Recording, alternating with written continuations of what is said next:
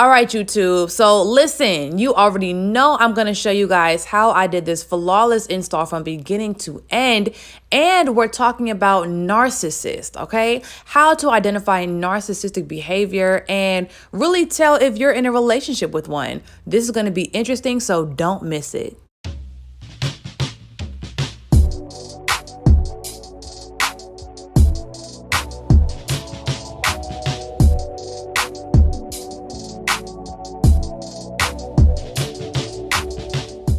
What is going on, YouTube? It's your girl Easy Breezy, and I'm back with another hair sponsor.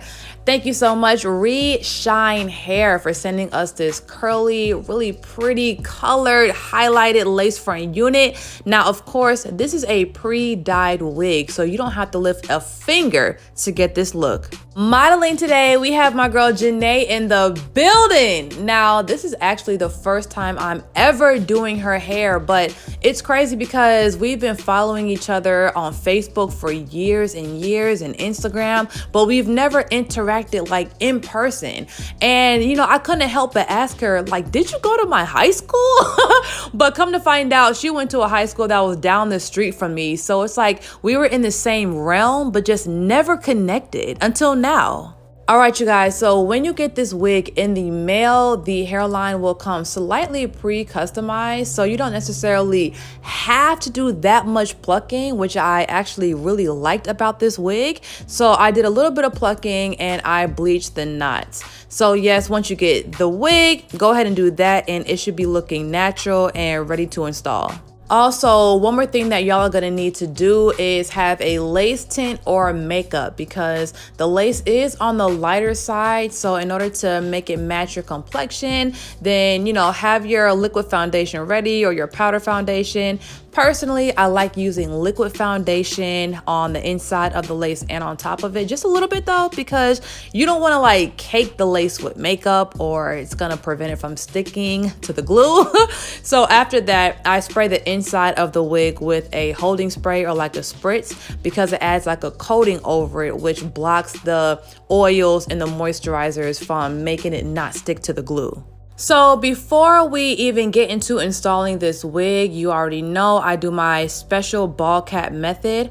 I add a thin coat of glue, like maybe an inch away from the hairline, let that dry, and I add my skin tone stocking caps, okay? Now, if you need caps that match your complexion, head to galaxygirlhair.com, where we have beige, medium brown, and dark brown stocking caps. All right, you guys, so let's go ahead and get into this shop talk, okay? Now, I've been waiting to talk about this because I can really go on and on about this subject.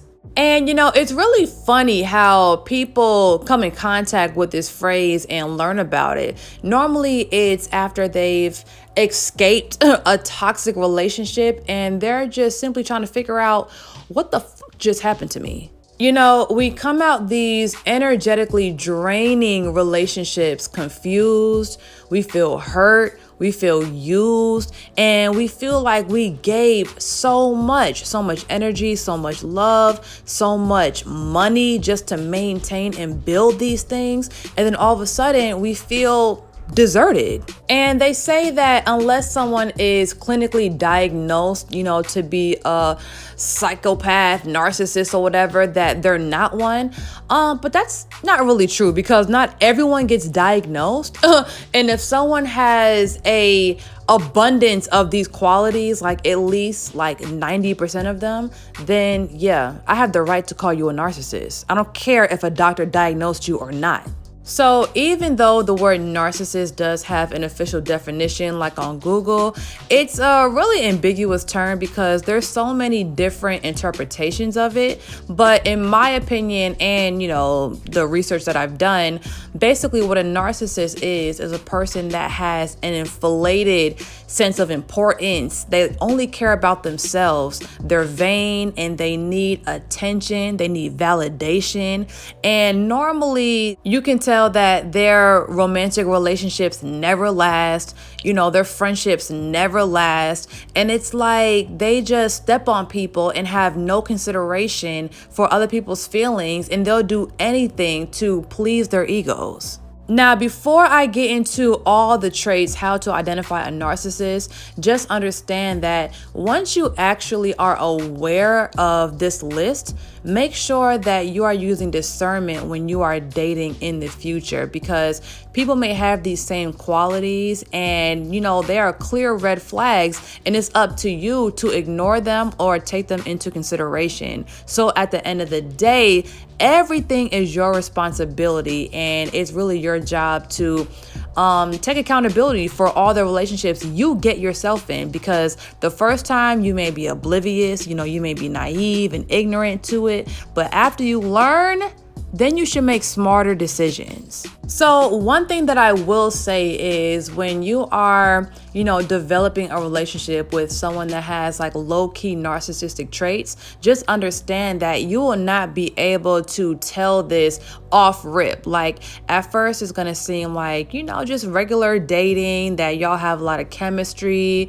you know, and it's just like fireworks, and, you know, it's gonna feel good. It's gonna feel good like all relationships are when you meet someone you have strong chemistry with.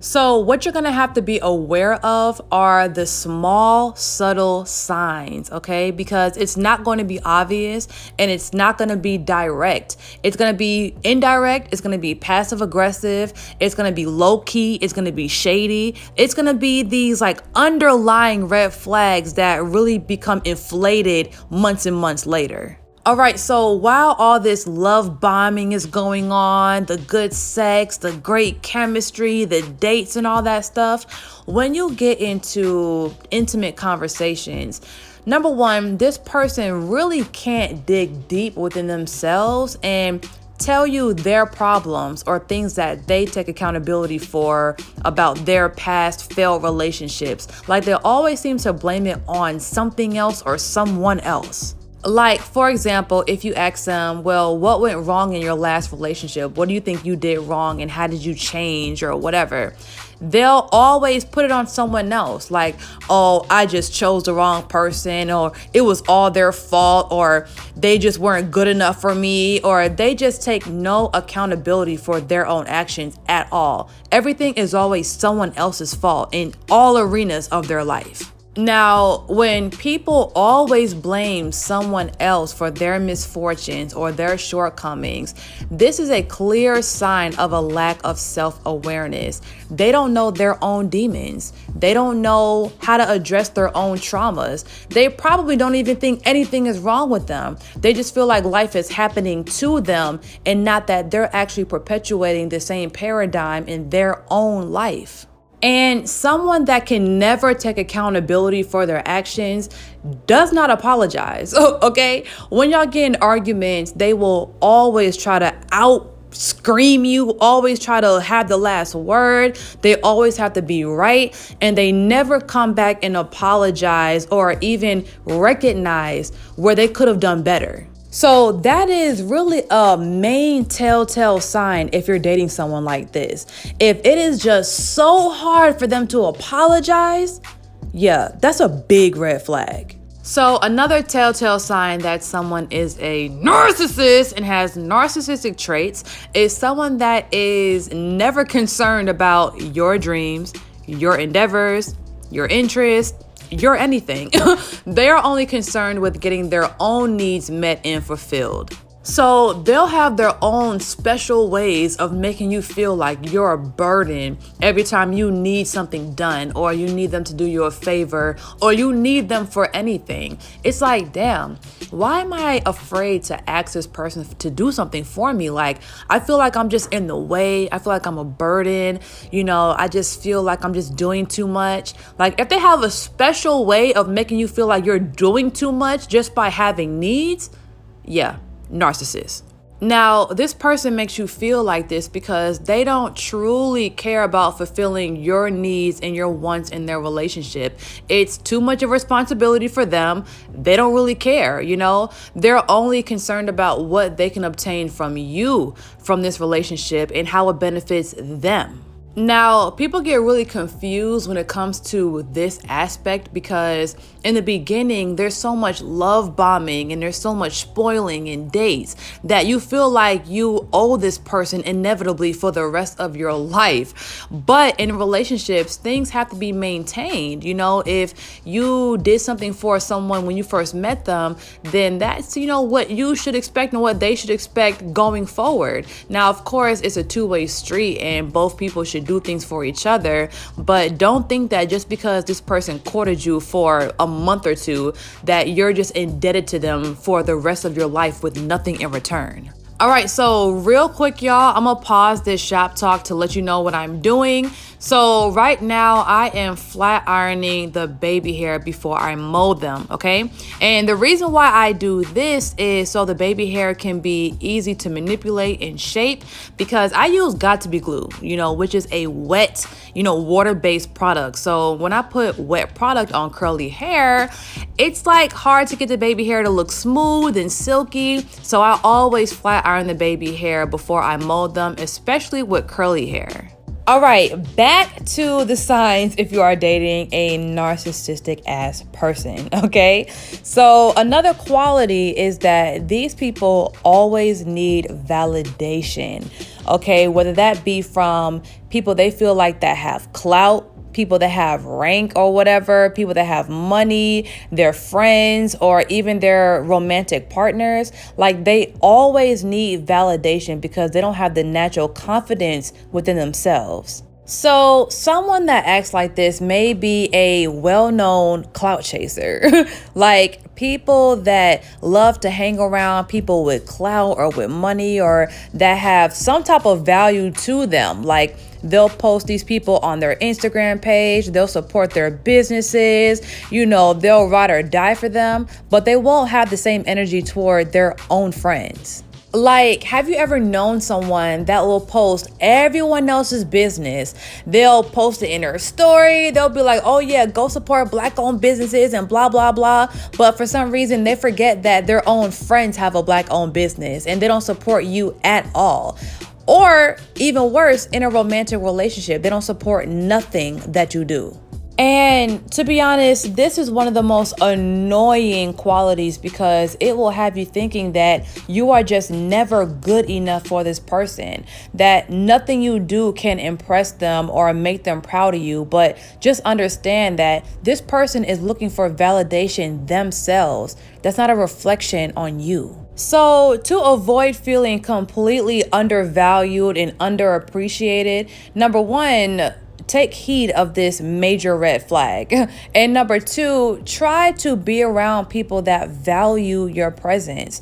You know, they uplift you, they admire you, you know, they give you advice, and they value who you are and what you do. Because if you're around people that constantly ignore you and constantly like not appreciate and value what you do, you'll start to undervalue who you are. And unfortunately, that is the beginning of developing a low self-esteem and low self-worth, okay? So, yeah.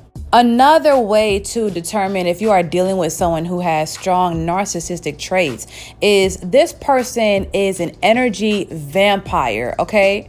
All they do is be around you, waste your energy, waste your time, eat the food out your fridge, wear your clothes, borrow this, borrow that, borrow money, ask you for favors, and they have nothing to give, okay? This applies to friends, family, and romantic partners. Now, this quality is easier to detect in friends rather than relationships, because friends are one thing, but in a relationship, it's like you feel indebted to this person and you feel like the more you do for them, the more you're proving your love. But that is not the case, because love and relationships is an agreement, it's a partnership, and services should be reciprocated. So if you find yourself doing something for this person over and over and they don't do nothing for you, yeah, narcissist.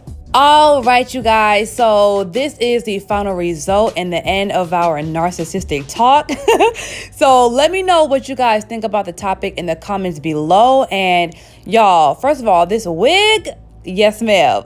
Okay, the color, the curl pattern, just juicy. Okay, the density is nice and full. So listen, if you are looking for a quality, curly, highlighted lace front unit, check out Reshine, okay? If you want this exact unit, I'm gonna put all the information in the description below. If you're not subscribed to my channel already, make sure you go ahead and do that and turn on your notifications. See y'all later.